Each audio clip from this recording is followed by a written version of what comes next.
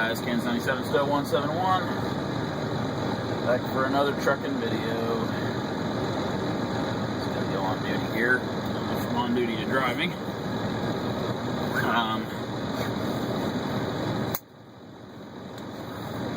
gonna use a new camera app, and because it supposedly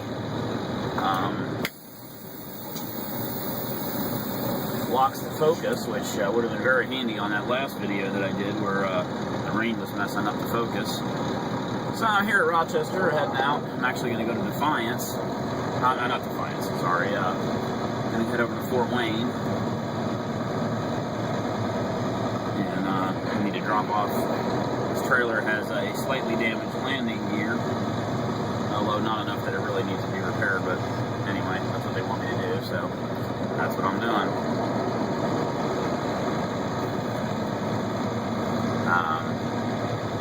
So I'm actually going to head out of here a different direction, head over 14 into Fort Wayne, Indiana. Take me about an hour and a half, and I'm going to grab another trailer that was in for repair, along with the hot hose for a different trailer, and take that with me back to Cincinnati. I'm going to hook to the left here.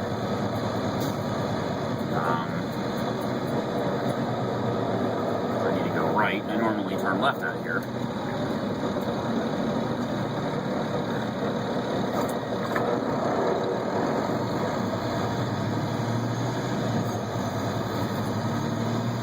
And this trailer's fairly long, so 4-pocket trailer with a stretch wheelbase, which I don't know why they do that. Wheelbase is about 3 feet longer than it really needs to be. It's one of the biggest fucking trailer wheels we've got. Honestly, for most applications, we really don't need anything more than a 3-pocket trailer.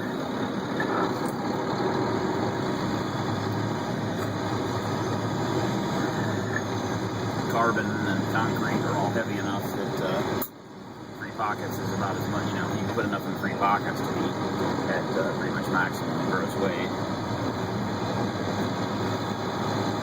And they're shorter and easier to manage.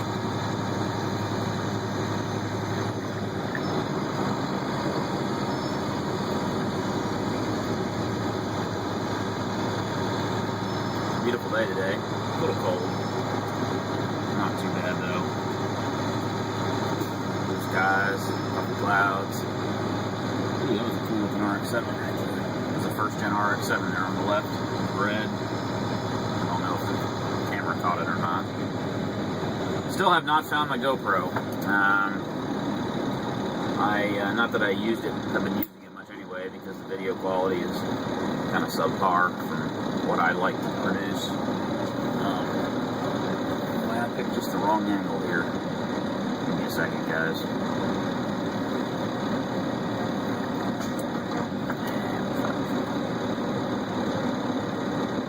Oh, of course, you're turning right.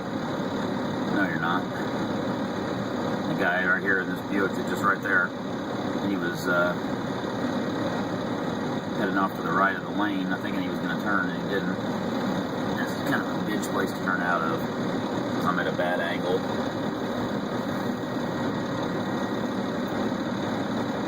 Take my foot off the clutch because I've been holding in. Line of 20 cars coming both ways.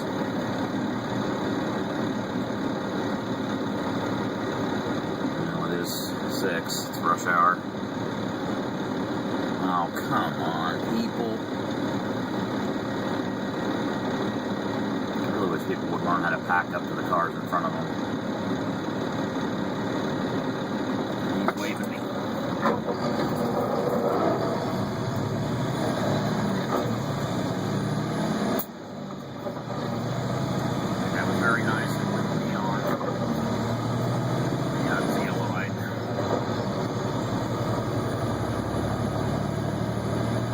I was banging them gears pretty hard there, guys. That was not what you call smooth, but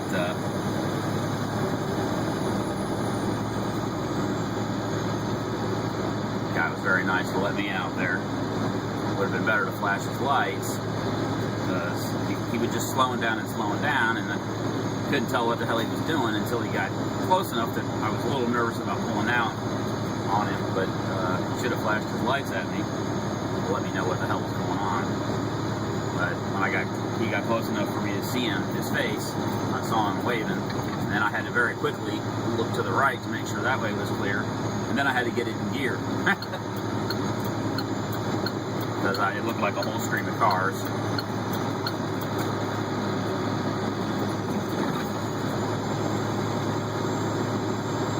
Basically, we're going to take 14 all the way over. Take it dead ends into 114 and then into 24. Basically, going to follow that all the way over to Fort Wayne, which will take me about an hour and a half. Something like that. Well, what I was saying is I can't find the damn GoPro. I also can't find the 10 megapixel camera that I used it in that video up there at Michigan City, which, by the way, I just went there yesterday. You know, where I had the multiple camera angles showing me backing up into that crazy place that's a pain in the ass to get into. Can't find that camera either, which tends to make me believe that they're both in the same place. We did some moving around in the house, and I'm wondering if they got put somewhere together, because they were together. No, I don't know. It'd suck if I can't find them. I mean, I didn't really use the GoPro much because the quality is pretty crappy.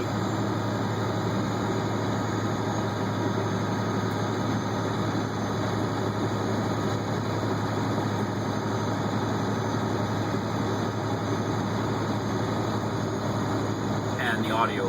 The biggest reason I quit using the GoPro was not the video quality, it was the audio quality.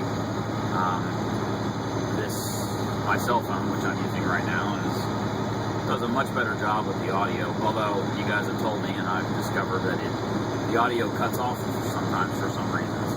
I don't know. It doesn't get out of sync with the video, but it just stops.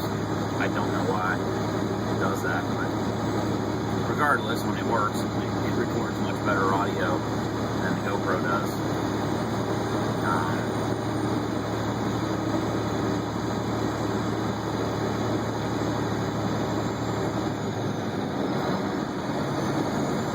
But regardless, it would have been nice to. I mean, I don't know where, but either of the cameras was at. That kind of sucks, but they were useful for certain things. I'm sure they haven't got thrown out there somewhere.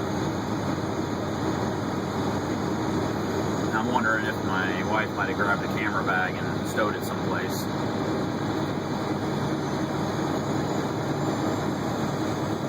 So, what else is going on? Well, I finally got a Jeep. Yeah, after all the talking about not getting one. For all the reasons I think I've discussed, you know, reliability and problems with them, and I pretty much resigned myself to wait until I could afford like a Honda CR-V or something like that. I don't really need that much off-road capability. But regardless, I always wanted a Jeep. I wanted a Grand Cherokee of one generation or another. My friend Chad is the Rat Race Loser guy. You guys have checked out his channel, Rat Race Losers. He's not doing much recently with YouTube. He, for various reasons. Anyway, he's got a 97 ZJ with a 4-liter in it, and he let me borrow it for a couple of weeks, and I really enjoyed driving it. I guess I ought to slow down, huh?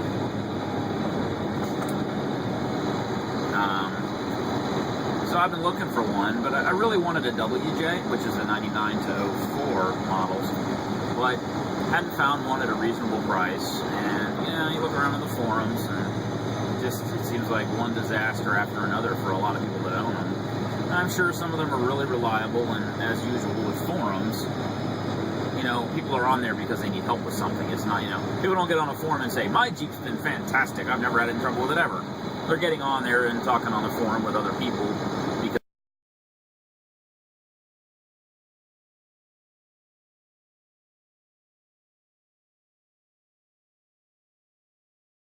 following on the auto forum. But the questions tend to be, how do I change my headlights to a better one? How do I put a new top on my top on when the convertible wears out? What's the best tires? What's the best brakes? It tends to be stuff like that, not, what do I do? My engine's making a loud knocking noise. They don't tend to be mechanical problems. It tends to be more, what's the best cleaning product for the roof? What car shampoo do you use? That kind of stuff. Don't get me wrong, there's technical issues with any car, but it seems on the Jeep forum that there's a higher percentage of people that, just bought a brand new 2005 Grand Cherokee with 80,000 miles on it, and 3 weeks later it drops a valve. And I'd love to have a Jeep that nice. Some of them I've seen that I have found are really, really, really sweet looking. But I can't afford to drop $2,000 or $3,000 or $5,000 on a very nice vehicle and then have it drop a valve and have to replace an engine. I wasn't in a position where I could do that. Let alone come up with the $5,000 for a vehicle that I don't really need. So, but I had Grand Cherokee stuck in my Craigslist app on my phone, which, by the way, for Android anyway, the Craigslist app is seriously cool. If you're ever looking for something, you're on the hunt for a particular item that might be for sale in your area, get the Craigslist app. It's awesome. You'll find out faster than anybody else. I know we've all tried to buy something on Craigslist and you call when it's already been sold. Well, the Craigslist app really helps with that, especially if you do that for extra money or something where you buy and sell a lot. You get notification right away that something is for sale that you're looking for. So I had the Grand Cherokee listed in my Craigslist app, just on the off chance something would pop up, and lo and behold, it did. Ad popped up. Up in Hamilton, 98 Grand Cherokee, so it's a ZJ, V8,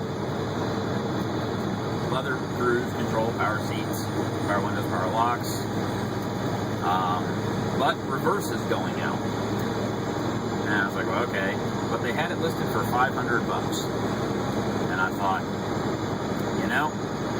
let me go check it out. Because at $500, the scrap value for the thing isn't much off $500. So I thought, well, maybe I can fix it. Might just be low on fluid. Might have the wrong fluid in it. Might need a filter and flush. Or the transmission might need to be rebuilt. But at $500, my risk was pretty low. So I went and checked it out. And it's missing the front bumper. Somebody obviously hit something and tore the front bumper off. And the mounts are pretty screwed up. So I'm not going to worry about that. But the grill's in one place. Headlights are there. The rest of the body is actually in pretty good shape. Very minor rust. Right under the doors, and there's almost no rust underneath of it. The 5.2 liter V8, all-wheel drive, which I would have preferred select track rather than quadrant track, but it wasn't an option. And leather interior, power seats, heated seats, power mirrors, power windows, AC, cruise. Does not have automatic climate control, which is probably a good thing. And it does not have the fancy VIC, they call it, Vehicle Information Center. It just has a basic picture down there that shows all four wheels are lit up, which it always does. I don't even know why they really bothered to put that down there. The only difference is the lights go out when you put it in neutral, when you put the transfer case in neutral. But 192,000 miles, fired right up, and oh yeah, it's missing a catalytic converter because somebody stole it from it while it was on the dealer's lot. The guy was not lying. I looked underneath it. You can see the fresh cut marks from the Sawzall. So I'm going to have to get that worked out. Reverse is very, very weak, as in it barely will move itself. But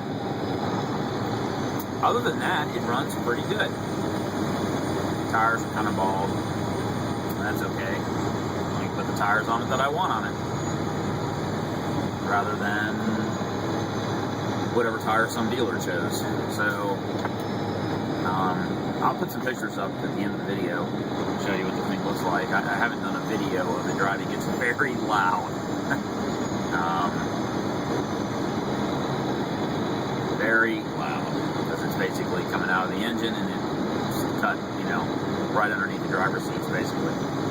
So it's pretty loud. And yeah, when I was 15 or 16 years old, I'd have thought, man, that sounds awesome. But I'm a little older than that now, and there are times where I punch it and it sounds really good, even though it is really loud. But overall, I would take quiet. I think that my wheel bearings might be going in it too. When you get off the throttle, it doesn't whine. You can kind of hear them. Could be diff too, but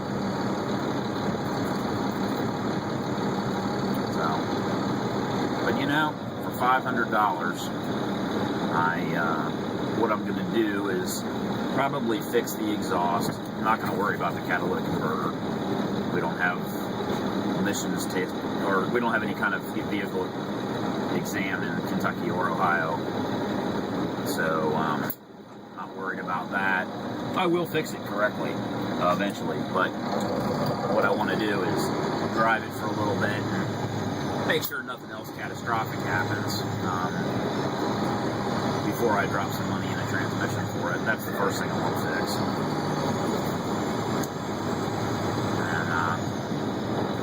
But you just got to be careful where you park. You know, you drive around it a lot. You need to make sure you find a spot you can pull through, because you ain't gonna be able to back out. Now, where I work, it's not a big deal, and where I live is not a big deal. I can park it in such a way that there's a little hill, and I pull forward and then let it roll backwards into a spot, and then I'm ready to go in the morning. I just pull out. The same is true with work. I just make a big loop. So, you know, I can get to and from work, and I'll be able to do the same thing at my new place that I'm moving to. I can basically go around the block and get to the highway, so it's not critical for right now on the transmission. And other than that, it runs really well. So,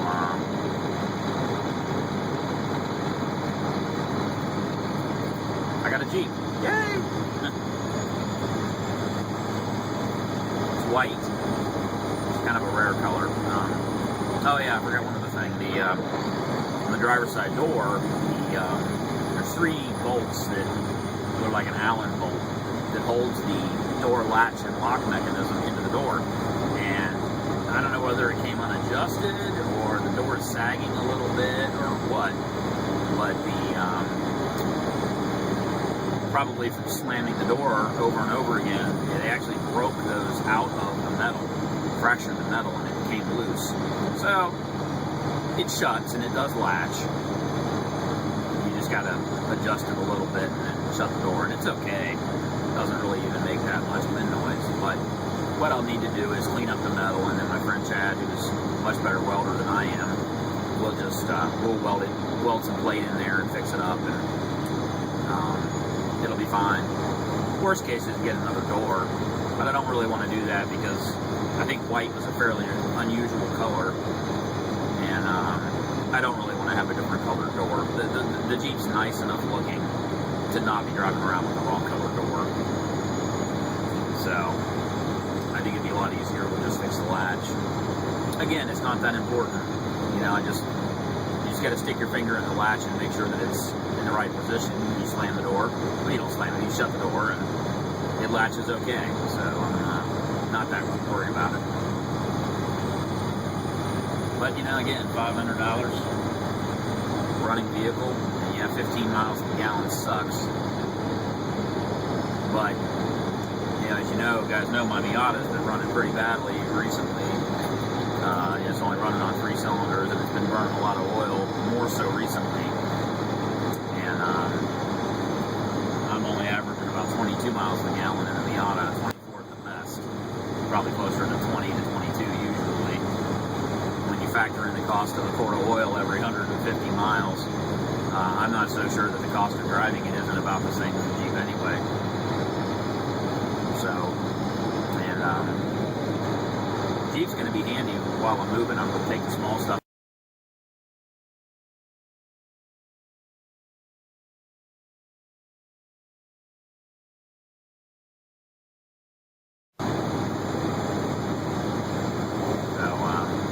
I really enjoy driving it.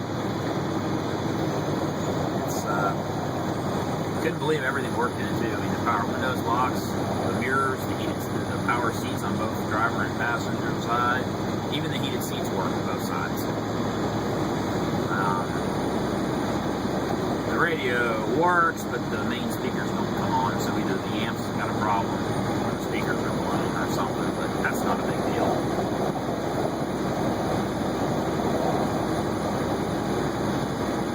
Probably replace the head unit with something else anyway, eventually. A little time and care and a little TLC, and it actually ought to be a pretty nice vehicle when it's all done. It runs really good.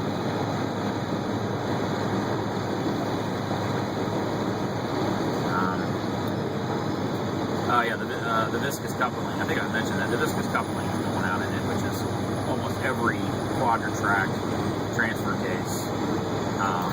The viscous coupling goes out in them multiple times usually. They don't last that long.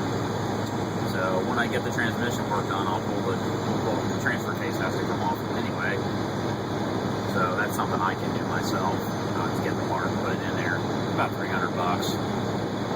So I'm thinking probably $1,000 to fix the transmission, $300 bucks for the viscous coupling and the transfer case, and you know, so I'm still looking at under $2 grand.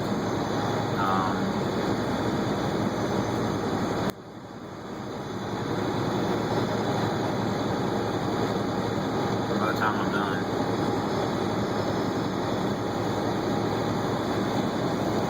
In the glove box was the owner's manual and the original window sticker, which was kind of cool. I think it was $32,480 for the vehicle in 1998. So somebody cared. Usually, when you find that stuff in the glove box, it usually indicates that at least the first owner cared enough to keep the documentation.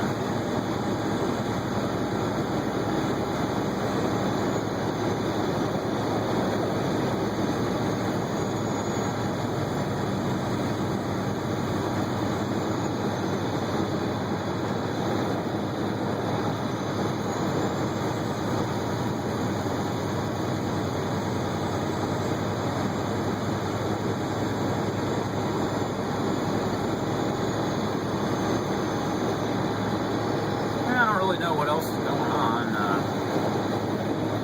The goddamn truck is doing the same shit it did when I was off work for a week.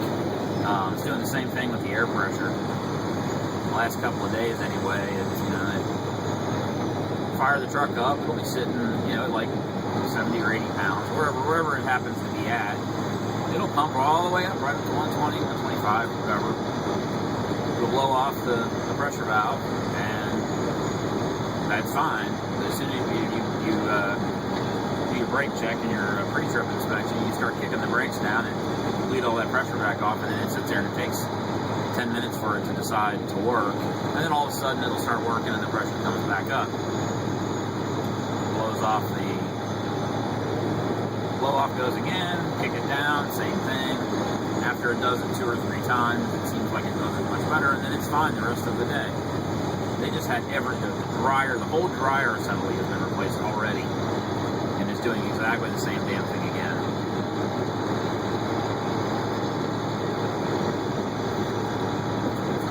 Stuff ain't like it used to be. Never had these kind of problems with that old 2001 Freightliner. It's a very the air system on this, it's just really complicated. I don't really know why, but it is. I had a fellow driver teach me a new phrase. Hopefully I won't offend anybody out there, but I thought it was pretty funny. International. 13-letter shit spreader. I've never heard that before. It's one of the other drivers said that. I'm sure I just pissed off about 20% of the drivers out there that all drive international, but we're supposed to be getting all new ones. one of the other drivers told me that all of our current 09s are going to be going back to International, and we're going to get brand new 2013s.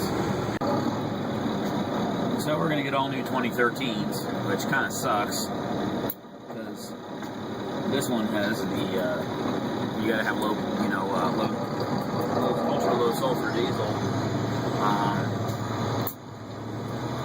The 2013 is going to have the, going to require the diesel exhaust fluid as well.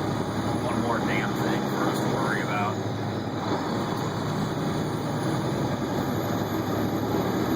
I'm not terribly looking forward to that, although maybe the new truck will be a lot nicer. I don't know. They're exactly the same. The APU is different on them, though. It's part of it's mounted like in the passenger side under the bunk, under the bunk in the cargo hatch there. It's you'll see a lot of the new trucks. There's a grate there instead of a door, and you can see a fan in there. I don't know how that all works, but I don't think there's actually an engine in there. I think that's a radiator or a cooler or the AC unit or something. And the repair guy, I mean the maintenance guy at our shop was telling us that the APU actually is going to, the main engine is going to run on one cylinder, which I don't know how the hell it would do that and not shake the truck apart, but I don't know. I don't know what the deal is with it.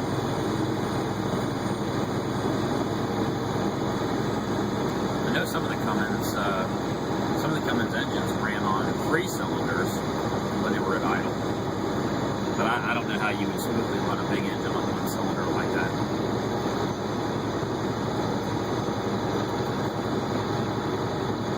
Unless it can open the exhaust valve or the intake valve on the other 5 cylinders so there's no compression.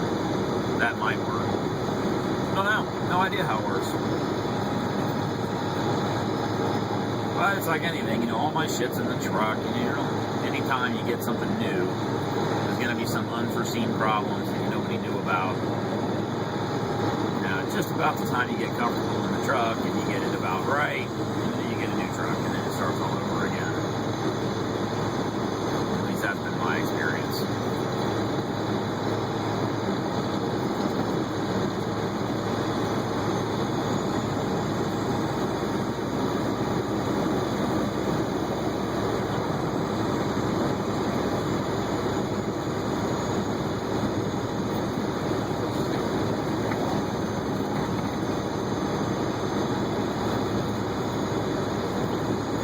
Couple of days, the trailers I've been pulling them in an air ride trailer. That helps. Makes for a little smoother ride. There's a really nice house on the left there we just went by. This red brick one's kind of nice too. Old farmhouse looking thing.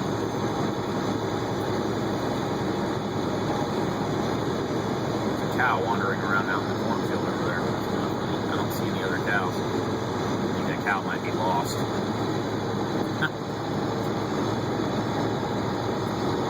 don't usually see a single solitary cow walking around in a cut cornfield.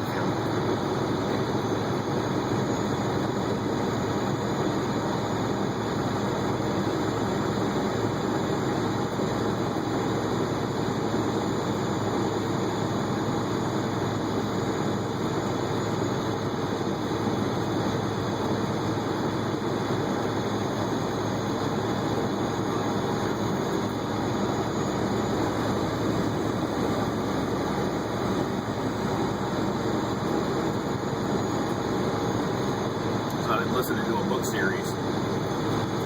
Don't know if I've talked to you guys about this or not. I don't think I have. Been, if I have, I apologize. But one of my other favorite authors is a guy named Harry Turtledove, and he writes a lot of stuff. Some science fiction, but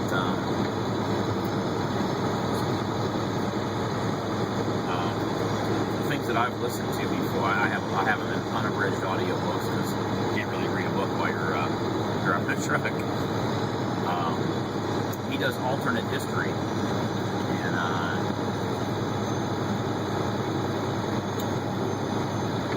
the one that I'm listening to currently has been really good. It's called Southern Victory. And in this particular universe, the world that he's created, the United States did not win the Civil War. They fought to a stalemate, and the South was able to force an armistice. No land was exchanged, basically. You know, the Confederate States stayed where they were, and the United States stayed where they were. And the reason that this happened is that Great Britain and France came to the aid of the Confederacy, which, by the way, actually almost happened. If the war had gone on a little bit longer, that probably would have happened. Or if the Brits and French had come into the war earlier, that may have happened. Who knows? But anyway, that's what he does. He writes alternate history. And so this world that he's created starts with the United States of America and the Confederate States of America as separate nations. And as the Confederate States being the dominant power in many ways because they won the war. And the North sort of defeated and downtrodden because they lost the war. Even though they're economically much larger, they lost the war for various reasons. So, and then there's a bunch of personal stories that move all through the history that he's done. So the book series starts about 20 or 25 years after the War of Secession. So, 1884, 1885, 86, something like that.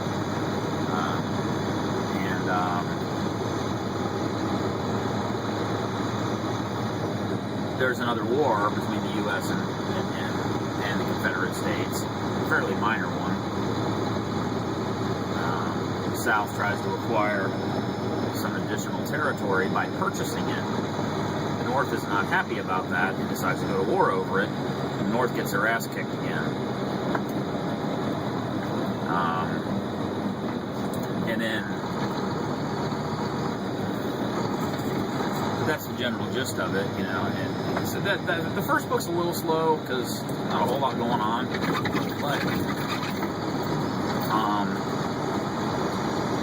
the South has Britain, France, and Japan as their ally. Japan, because Japan is an ally of Great Britain and France, not that they're friends with the Confederates, really. The United States has basically no friends because Canada is ruled by the Brits.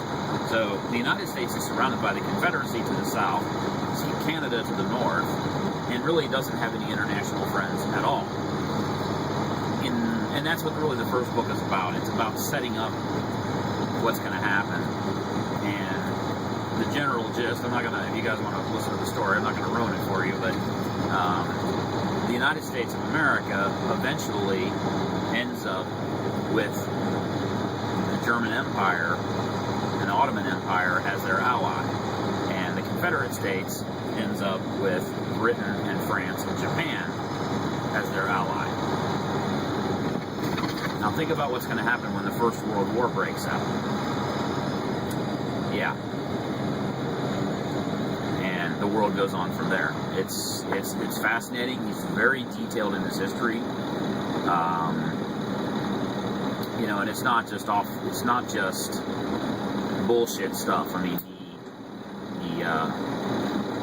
boy, those are some weird looking black poles. It's like 1850 or something. Look at those black poles. The 4 lanterns on each side. It's kind of bizarre. I don't remember those being there the last time I came through here, actually. So yeah, Harry Turtledove. He writes really good stuff. And he's got another series that I've only read the first book of called World War. Basically, 1942, 1940 or 41, I can't remember. The world is in the middle of the Second World War, and aliens attack in the middle of the Second World War, and humanity is forced to unite against a now common enemy. And I've only seen the first book, but I mean, there's like 5 novels that project way out into the future.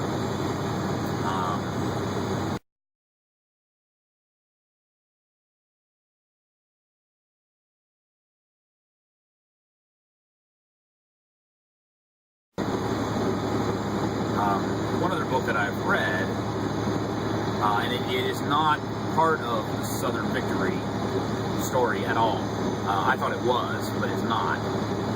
It's called Guns of the South. He wrote that. I have not found an audiobook for that. I read that many years ago.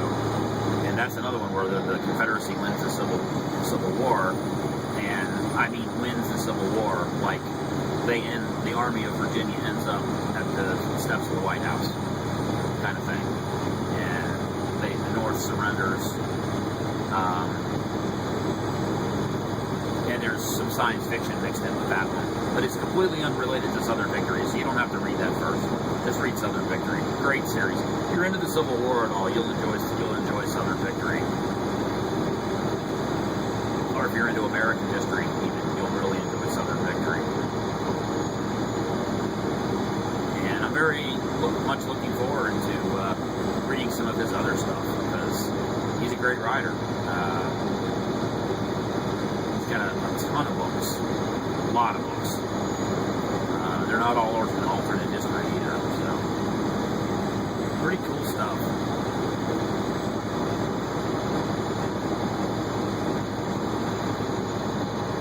And it's kind of weird, you know, listening to a novel like that, because on one hand you want to cheer for the United States, and on the other hand there are quite a few points in there where you really want to cheer for the Confederate States, because there's some serious bullshit going on by both sides of them from time to time. There's some things you really hate about one and some things you really hate about the other. Things you love about one and things you love about the other. So it's pretty interesting.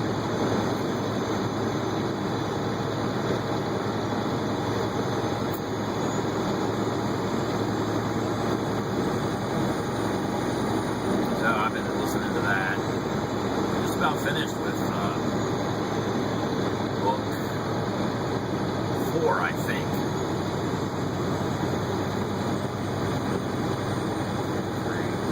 I'm pretty sure I'm in book 4.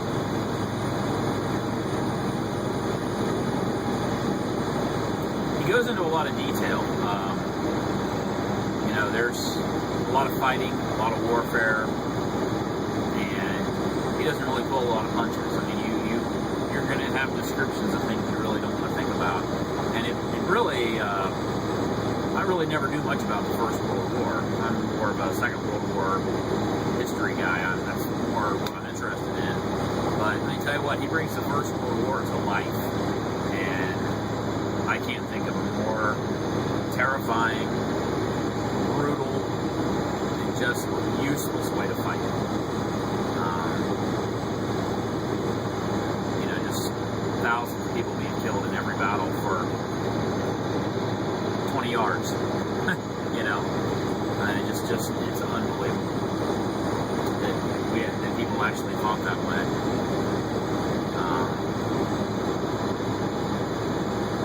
So it kind of gave me a new perspective for First World War, and particularly because you really get into the individual stories of the people involved. You know, he's not just telling the overall general story. You know, there are multiple very personal stories involved, and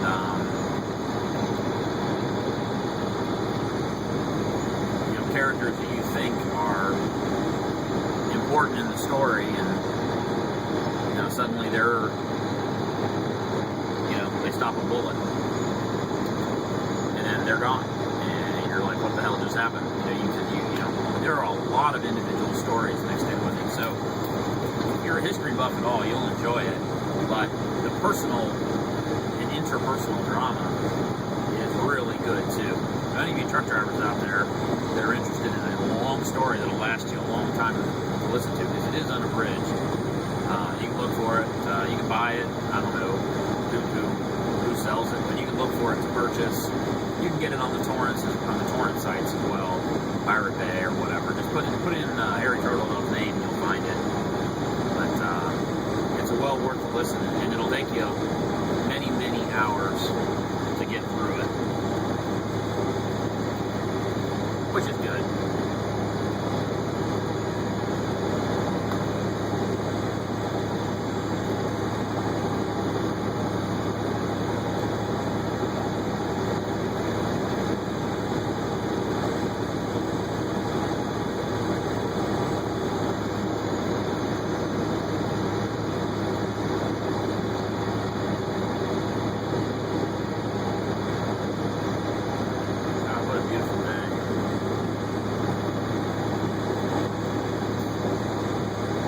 The last few days have been kind of gray and dreary.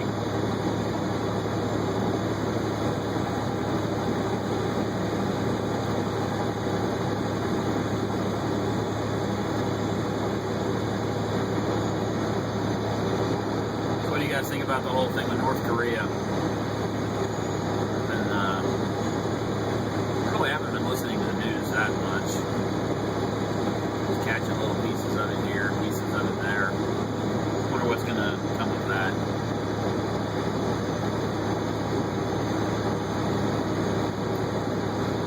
I can tell you right now, though, that if something happens and they attack South Korea, we will go to war for South Korea. They have been a strong ally of the United States for a long time. Since the late 40s, end of the Korean War. The Korean War ended in the 50s. That's another one I don't know much about, actually. But somebody's got to put their foot down against that crazy guy. Even China is kind of distancing themselves from him. At some point, something's going to happen. He's going to either do something incredibly stupid and threaten someone that has to retaliate, or his country will collapse under all of the sanctions. And it's kind of sad, those sanctions against him. The reality is he's probably eating just fine. It's all his poor citizens that are starving to death thanks to the sanctions. So I don't know. But if his country collapses, what will happen when it collapses? Will he strike, as his last defiant action, launch a weapon that can do some damage? Because he's got nuclear weapons and he's got some launch capability, because they put a freaking satellite in orbit. So if they can get a satellite into orbit, they can get a weapon into orbit too. I mean, if they used it, it'd be the end of them. They would just get annihilated. Even if we didn't do it, I can damn well guarantee you South Korea would do it. And again, I feel sorry for the poor people that live there. They don't know any better.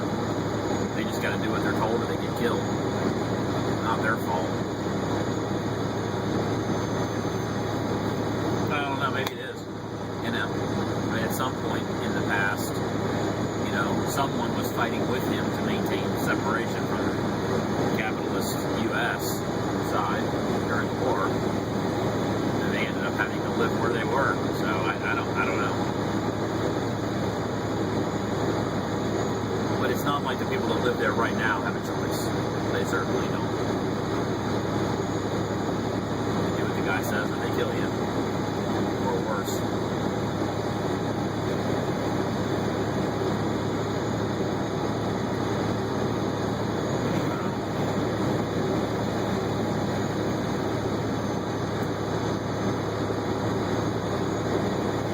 Why can't we just all get along,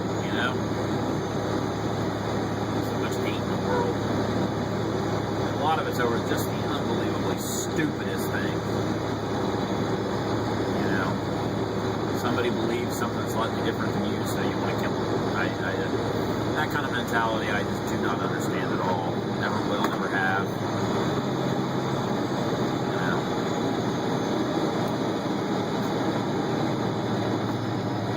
Blood feuds and tribal warfare over,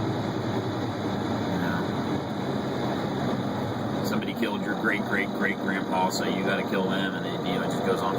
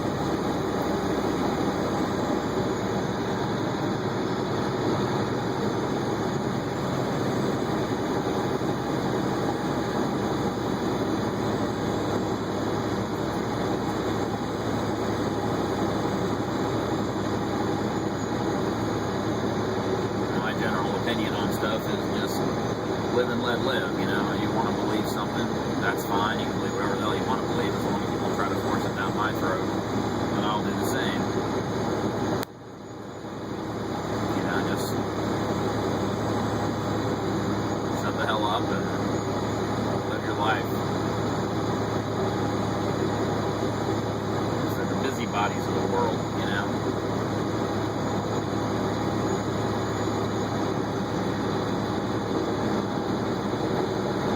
Living across the street from me. Well, I'm living across the way of the apartment complex. Technically, I'm breaking a rule because you're not supposed to put trash outside in the breezeway. Well, I need to get it out of the house. I'm going to put it outside the door, and when I go downstairs, I'll take it out. Well, I had a bag of kitty litter in it. Did the kitty litter, put it in the bag. I always double bag it or triple bag it so it doesn't smell and, you know, nothing like that. It can't leak or anything like that. And I just set it outside. That way the cat's not pawing at it and tears the bag or something like that. Put it outside. Come out the next day, and the bag is hanging on my doorknob. And it's pretty heavy. I mean, it's probably a few pounds of kitty litter. You know, it's not light. I was running late that day, so I set it back on the ground, and I was going to get it the next day. Come home, and it's on the damn doorknob again. Doesn't smell. Like I said, it's double or triple bag. You can't smell it or anything like that. So the lady, somebody across the street is be offended because I'm breaking the rule. Let me tell you what, I about took the bag and cut the bottom of it open with a knife and put it all over her fucking front door. You know, mind your own fucking business. It's just a plastic bag. It's not the end of the world. I could understand if it had like food in it or something and it was smelling really bad. Like I said though, it's triple bag, double or triple bag, no smell out of it at all because it got it sealed. I certainly could understand if it smelled like cat litter, but it doesn't. And there's people like that, you know, people that come across the street and tell you your grass is 2 centimeters too tall against the city ordinance. Shit like that. People that don't have anything better to do with their life than worry about stupid shit like that. It's one of the reasons I left Cincinnati. I ran into that a lot living inside the city limits. You know, health inspectors coming to check that your lawn is weed whacked and everything is perfect, and I just, 2 blocks down the street, people are getting shot every night over drugs. You were worried about my lawn being 2 inches too tall. Really? You know? So I left the city of Cincinnati, which it's gotten better. By the way, there's a new casino in Cincinnati. Horseshoe Casino opened up 3 weeks ago now. It is very nice inside. If you guys live in the Cincinnati area or you're close by, you ought to stop by and check it out. It's very beautiful inside. Parking's no problem. Parking is free. For right now, it's free, and if you gamble for more than, I think, 30 minutes or something, they give you a little waiver to take back out and put on your car. But it's nice. You go to the parking garage, and then as you approach each level, it tells you how many parking spaces are available on that level, which is nice. You're not driving around it's pretty big. Each floor is pretty large, so it's nice you're not driving around looking for a spot that's not actually there. But inside, it's, my friend John tells me it's as good as anything in Vegas. They've got a Jack Binion steak, got a Italian grill with just the pizzas and stuff. Really, it's kind of more like a cafe, a little, almost like a food court. You just walk up and get the food and go. They've got a all-you-can-eat buffet Friday and Saturday. The sides aren't too expensive. The food's really good. You can. They'll make the burger however you want, anything from rare to well done. So it's got to be ground chuck or ground steak or something. We ate at the buffet last weekend on Friday. Got there early. The buffet was really nice. Had a lot of selection, a lot of local Cincinnati. They had Grater's ice cream, Buskin Bakery did some of the cookies, and most of the pastries and desserts were made in-house. So it was pretty nice. Not cheap. You get their a little horseshoe casino card, which is free. I think it drops at $2 from, I think it's 27 bucks with the crab. If you go on a non-crab night, I think it's between 22 and 25, something like that. Not cheap, but it was very good quality. So if you guys live in downtown or live, in the area, definitely come and check out the casino. It's pretty sharp. Did a nice job.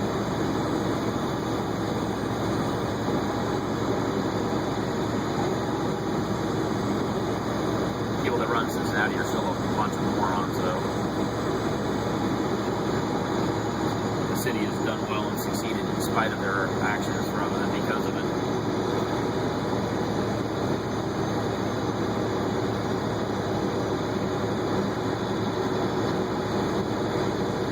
They're still going to build a stupid streetcar that nobody's going to ride.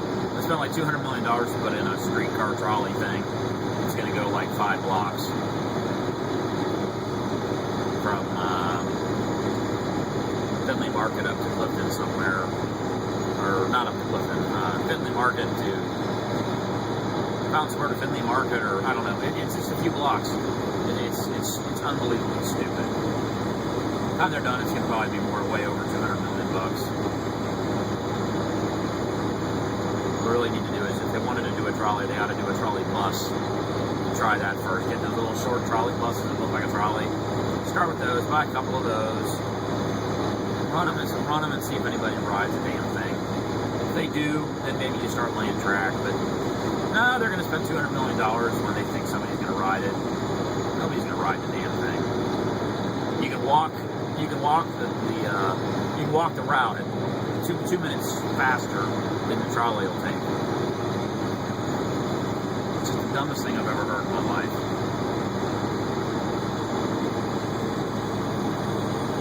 They've already spent millions. $10 or $15 million has already been spent, and they haven't done a damn thing yet. Big money pit.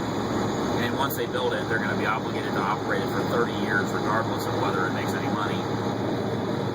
The city's already like $20 or $30 million a year in the hole on their budget, and they got $1 billion hole in the pension fund.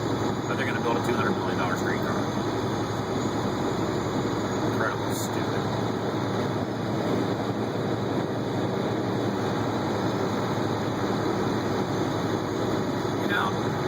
They had they had $500 million laying around in a savings account someplace, money they'd saved for a big project, and they wanted to risk it on something like this. That would be one thing. I still think it'd be stupid, but they're borrowing money to build something that no one's going to ride, or not enough people are going to ride. I don't know. They just strangest ideas on how to run a city. All I really care about, if I lived in a city, which I don't, not really, all I really care about is that when I call the police, they come. When I call the fire department, they come, and somebody comes and takes my trash. And that if the water pipe breaks, they fix it. I really don't give a shit about anything else. I pretty much want you to leave me alone.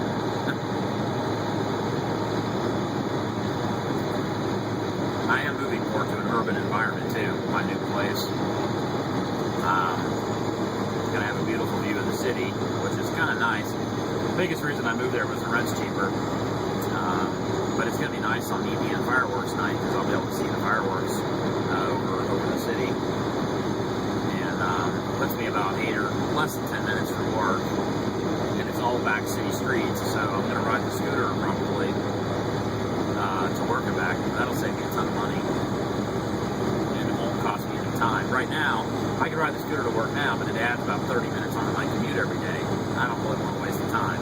I got a long enough damn day as it is.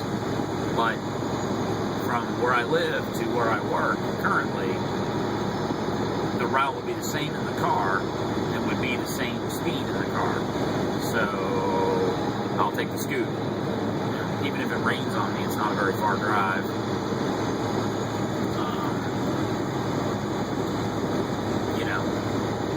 Well, what I'm saying is, when I get done with work and I get back to Cincinnati, if it's raining, well, I got to ride home in the rain. Well, that sucks, but I'll get a rain suit, deal with it for 10 minutes. The scooter gets about 75 miles to the gallon, which would be nice.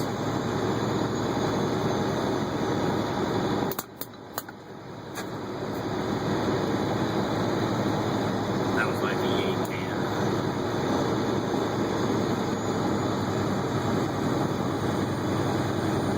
Junction 24, here we go.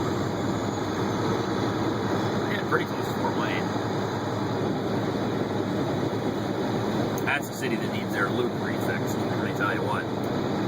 Their bypass around Fort Wayne is just awful. It's concrete, it's bumpy. The concrete, the blocks are just screwed up. It's terrible in the truck, especially on the south side. They've done a little bit of patching and fixing it up, but it's still pretty awful. Oh. Ugh.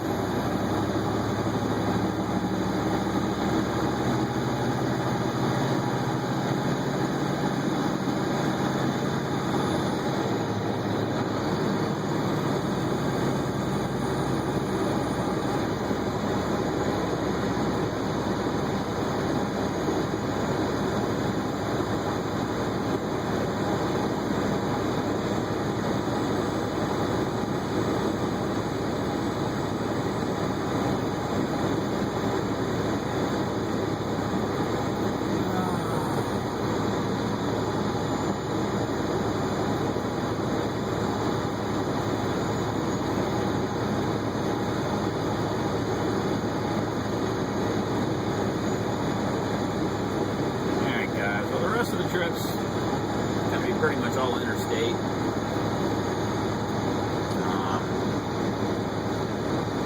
Can't really think of anything else to say. My voice is starting to get a little hoarse. Once again, I yapped my head off. I hope you guys enjoyed. If you guys have any questions about stuff, or you want me to talk about anything in particular, let me know in the comments below there, and I'll try to do that. I don't always get to post the video right away too. Today's the 20th, and I get home and it's late. I gotta load the video into the editor. I gotta rotate the image 180 degrees and then recombine it and then upload it. I don't always have the time to do that right away, and then if I don't get it done that night, sometimes I forget and it takes a couple of days. So anyway, today's the 20th. Wednesday. I guess worst case I could do it on Friday, on the weekend. But if you guys have any questions or comments, or want me to talk about anything in particular, or anything about any of my other videos, just let me know. I'll try to do it. So I'm signing off. You guys have a good day and be safe out there.